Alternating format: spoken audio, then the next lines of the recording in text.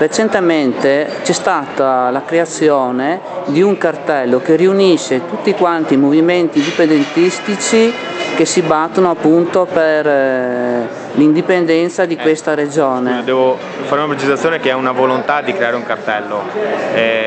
Noi siamo sempre stati a favore dell'autonomia e dell'indipendenza del nostro territorio. Abbiamo sempre sostenuto il referendum, non con le parole ma con i fatti, essendo in amministrazione a Venezia con Luca Zaia e la giunta regionale.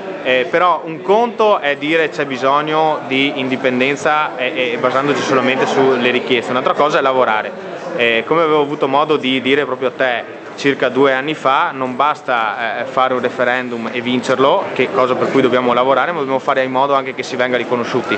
Il fatto di essere riconosciuti la Lega lo sta facendo un'alleanza a livello internazionale con la Francia, con i partiti austriaci, con i partiti belga, con i partiti scozzesi e così via, proprio per fare in modo che poi ci sia anche fuori da questo paese qualcuno che ti riconosca. La battaglia è quella, bisogna farla però con intelligenza e tante braccia.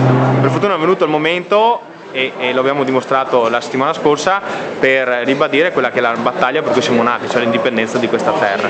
Quindi ben venga un cartello, ben venga, purché si lavori tutti nella stessa direzione e non si vada in cerca di sedie, perché altrimenti snaturiamo la natura stessa del motivo per cui stiamo lottando. Ma lei non ritiene che questa operazione politica potrebbe svuotare i voti che vanno verso la Lega Nord?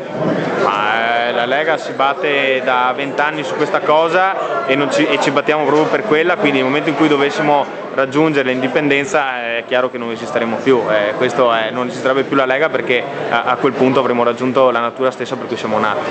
Quindi no, la risposta è no. Però è chiaro che se qualcuno pensa di condurre questa battaglia, e sono molti ex leghisti che se ne sono andati dalla Lega perché non avevano avuto una carriera all'interno della Lega e si ripresentano con questo progetto, noi diciamo no, non è il caso ovviamente di tutti i partiti ma di qualcuno sì.